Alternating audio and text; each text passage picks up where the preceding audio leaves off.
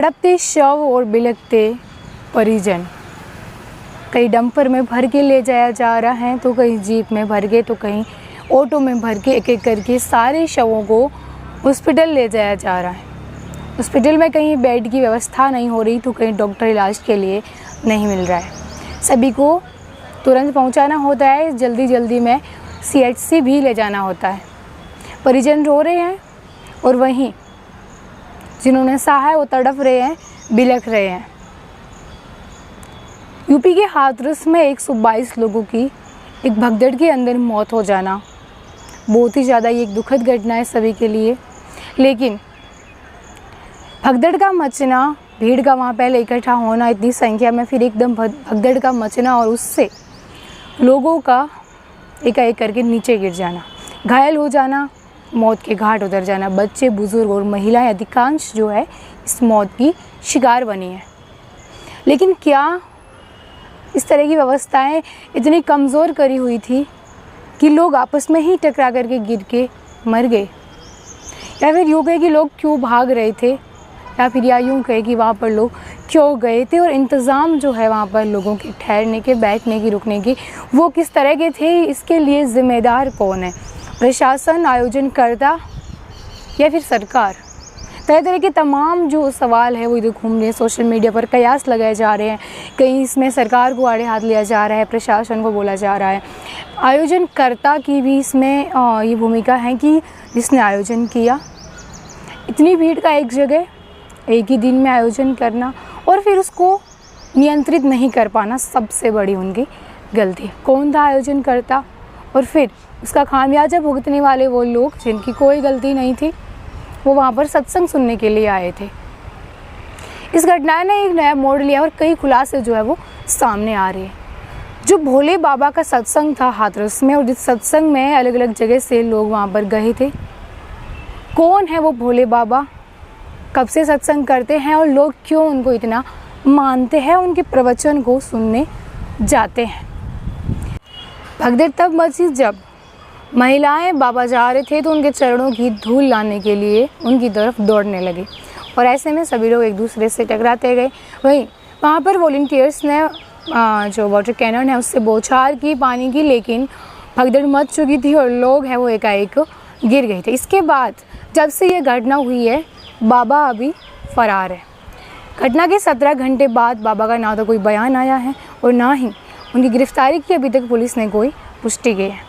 Media reports की माने तो इसमें दो थ्योरी भी दिखाई जा रही है कि बाबा गिरफ्तार है, पुलिस की गिरफ्त में है, और वहीं उनको एक उनकी जो कुटीर है आश्रम के अंदर उनको रखा गया है और बाहर और अंदर पुलिस फोर्स है वो तैनात है। और वहीं दूसरी थ्योरी है कि अभी तक बाबा जो है उनका फ़ोन बंद बताया जा रहा है और उनकी कोई भी अता पता है वो नहीं मिला है, पुलिस की गिरफ्त से बाहर है। हालांकि अगर गिरफ्तार हैं तो ये चीज़ जल्द ही सामने आ जाएगी, पुलिस इसका खुलासा कर देंगी कि वो पुलिस की गिरफ्त में है।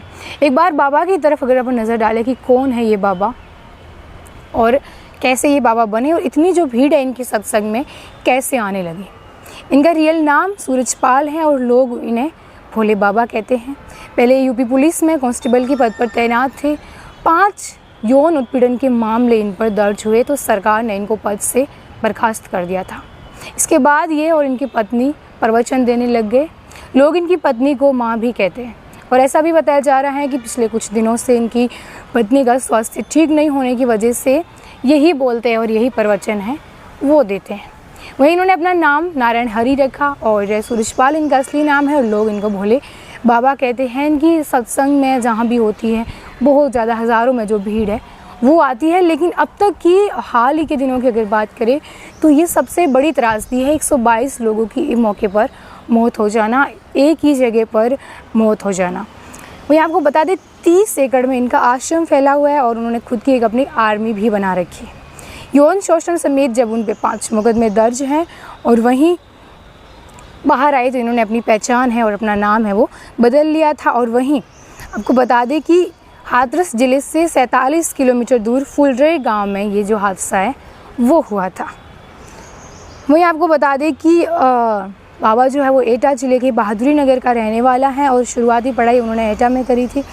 वहीं यूपी के 12 थानों के अलावा इंटेलिजेंस यूनिट में भी सूरजपाल जो है वो तैनात रहे थे जब वो नौकरी करते थे। 30 एकड़ में, जैसा कि आपको पता है, उनका आश्रम फैला हुआ है और वहीं किसी देवता की मूर्ति वहाँ पर नहीं है। 2014 में उसने बहादुर से मैनपुरी के बिछवा में अपना ठिकाना बदल लिया और आश्रम का प्रबंधन स्थानीय प्रशासक के हाथों में छोड़ दिया। सूत्रों के अनुसार उनके ठिकाने बदलने के बावजूद आश्रम में हर दिन 12,000 तक लोग हैं वो आते हैं। उनका कारों का बड़ा काफिला है। जब वो निकलते हैं तो मीडिया से वो हमेशा दूरी बना के रखते हैं और गांव-गांव उनकी काफ़ी गहरी पैठ है। अनुयायी उन्हें भगवान शिव की तरह पूजते हैं और इसीलिए उनका नाम है वो भोले बाबा पड़ गया है। किसी अन्य बाबा की तरह वो कोई पोशाक नहीं पहनते हैं, नॉर्मल फॉर्मल ड्रेस में वो हमेशा नज़र आते हैं और वहीं वो एक रंगीन चश्मा जो है वो हमेशा पहने हुए रखते हैं। और वहीं आपको बता दें कि जब भी भोले बाबा कहीं जाते अपना प्रवचन देते हैं तो वो एक बात ये बताते हैं कि 18 साल की नौकरी के बाद 90 के दशक में उन्होंने अपनी नौकरी से VRS ले लिया है और उन्होंने ये बताया कि अध्यात्म जो है उन्हें सरकारी नौकरी को छोड़ के अध्यात्म अपनी तरफ खींच करके ले आया है।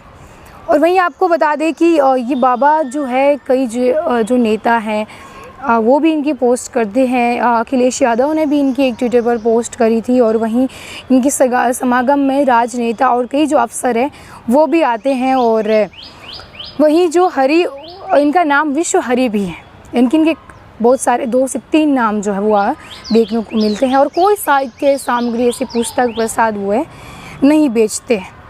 लेकिन सबसे बड़ी बात है कि तो उनका नेताओं से कनेक्शन, अफसर इनके समागम में आते हैं, तो बाबा अभी तक फरार क्यों हैं? अगर उनकी भीड़ में इतने सारे इनकी सभा में लोग आए थे तो बाबा फरार क्यों हैं? ये भी सवाल है कि उनको गिरफ्त में किया है तो अभी तक खुलासा जो है वो क्यों नहीं हो रहा है। इसी के साथ मैं ममता आप सभी के साथ जुड़े रहिए कटक से। शुक्रिया।